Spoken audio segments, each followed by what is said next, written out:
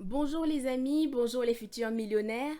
Bienvenue sur votre chaîne Millionnaire to be. Dans cette nouvelle vidéo, nous allons aborder en 3 points la notion d'intérêt composé, qui est un concept mathématique de base qui a révolutionné ma façon d'entreprendre et d'investir. 1. Qu'est-ce que les intérêts composés? 2. Quelle est la différence entre les intérêts composés et les intérêts simples? Et enfin 3. Comment ce concept s'applique aux investissements en bourse? Point 1. Qu'est-ce que les intérêts composés? Vn égale V0 Q à la puissance n. Je n'oublierai jamais cette formule. Je me souviens qu'en classe de terminale littéraire, l'épreuve de mathématiques du baccalauréat avait fait grincer des dents plus de 85% de ma promotion parce que 15 points sur 20 portaient sur les intérêts composés. Quand on lit la définition de Wikipédia, on comprend pourquoi. Comme on le voit à l'image, pendant que les financiers parlent d'intérêts composés, les mathématiciens parlent de suites géométriques. Ces deux termes, qui signifient la même chose dans l'application pratique, sont réconciliés dans une matière appelée mathématiques financières.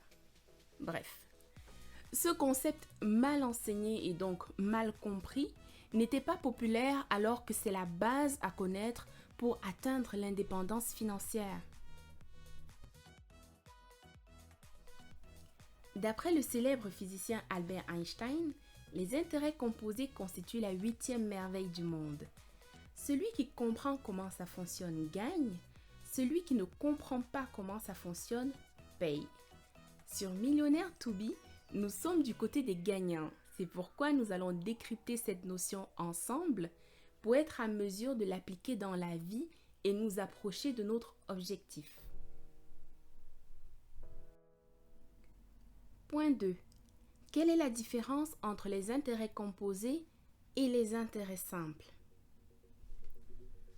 Prenons l'exemple de 5 000 $ à investir. Analysons la possibilité d'investir dans deux produits financiers classiques, l'obligation d'un côté ou l'épargne d'un autre côté sur un compte bancaire rémunéré. Pour l'achat de l'obligation, prenons pour exemple l'entreprise américaine McDonald's. Pour l'épargne sur un compte rémunéré, supposons que nous déposons nos 5 000 $ à la Banque royale du Canada pour un taux d'intérêt de 2,25%. Pour les deux types d'investissements, voici les conditions contractuelles. Le capital investi est de 5 000 $, la durée du contrat est de 5 ans, le taux de rémunération sera de 2,25%.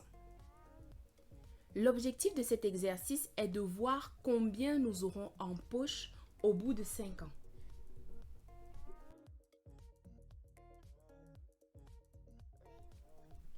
Dans le cas de l'obligation, je vous invite à aller regarder la vidéo Comment débuter en bourse pour comprendre ce concept. Donc, supposons qu'à cause du Covid, McDonald's n'a pas pu faire autant de ventes à cause du confinement. De ce fait, l'entreprise a besoin de liquidités pour continuer de payer ses charges fixes comme l'électricité permettant de maintenir en bon état ses steaks hachés. McDonald's lance donc une opération d'emprunt sur les marchés financiers. Dans ce cas de figure, nous devenons le banquier de McDonald's pour 5 000 $ sur 5 ans. Voici comment les flux de paiement se passent dans la réalité. La première année, en 2020, McDonald's va nous payer 5 000 $ multipliés par 2,25%, ce qui va nous donner des intérêts arrondis de 113 $. La deuxième année, nous allons encore recevoir 113 $. La troisième année, nous allons encore recevoir 113 $. La quatrième année, nous allons encore recevoir 113 $. Et la cinquième année, nous allons encore recevoir 113 $. Sauf qu'ici, puisque nous sommes arrivés au terme du contrat, McDonald's va nous rembourser notre capital de 5 000 $. Au total, sur 5 ans, notre investissement de 5 000 $ aura rapporté 563 $, soit un taux de 11%. Vous remarquerez que ce taux est faible si on le compare au rendement du Standard & Poor's 500, par exemple, parce qu'ici, le capital de 5 000 $ est garanti. Cet exemple vient de décrire le principe des intérêts simples. La caractéristique, c'est que les intérêts ne sont pas réinvestis. Donc, si au lieu de prêter les 5 000 $ à McDonald's, on décide de le prêter à la banque en laissant cet argent sur le compte bancaire rémunéré de RBC, voici comment cela va se passer. La première année, en 2020, RBC va nous payer 5 000 $ multiplié par 2,25%, soit 113 $ d'intérêt comme dans les intérêts simples.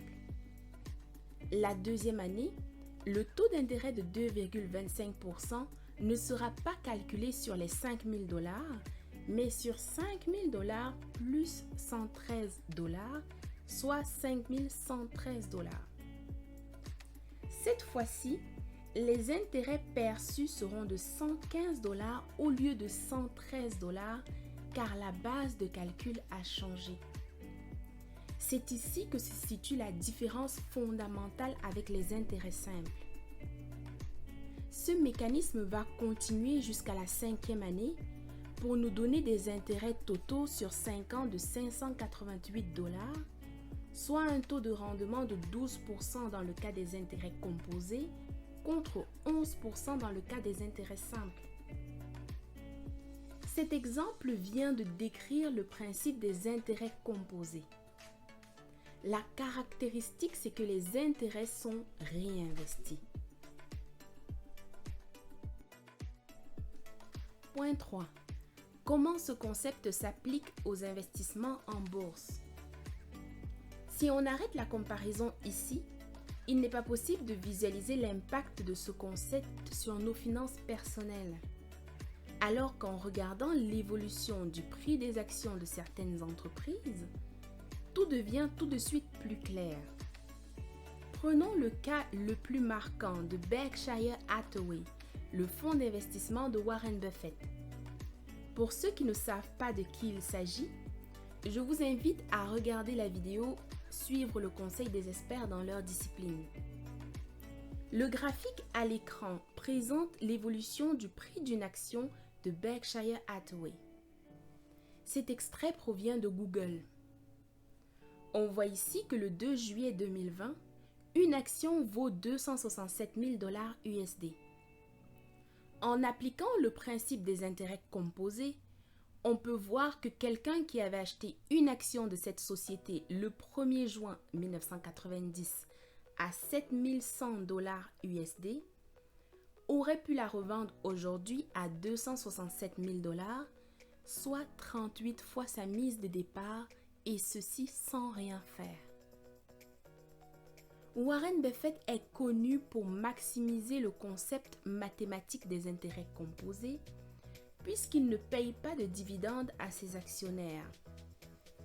Ici, les dividendes doivent être compris comme les intérêts.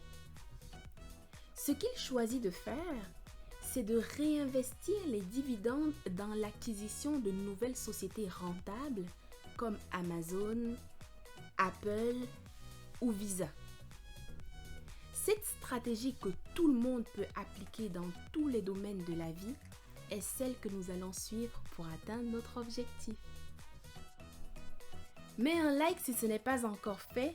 N'oublie pas de t'abonner et de cliquer sur l'alarme des notifications pour recevoir les dernières vidéos. Je mets dans la description le lien des livres à avoir absolument pour améliorer ta culture financière et donc tes finances personnelles. Dis-moi en commentaire quelle est ta stratégie d'investissement et à quel horizon penses-tu devenir millionnaire. Dis-moi s'il y a des points qui ne sont pas clairs et que tu veux me voir approfondir. À bientôt dans la prochaine vidéo. Cheers!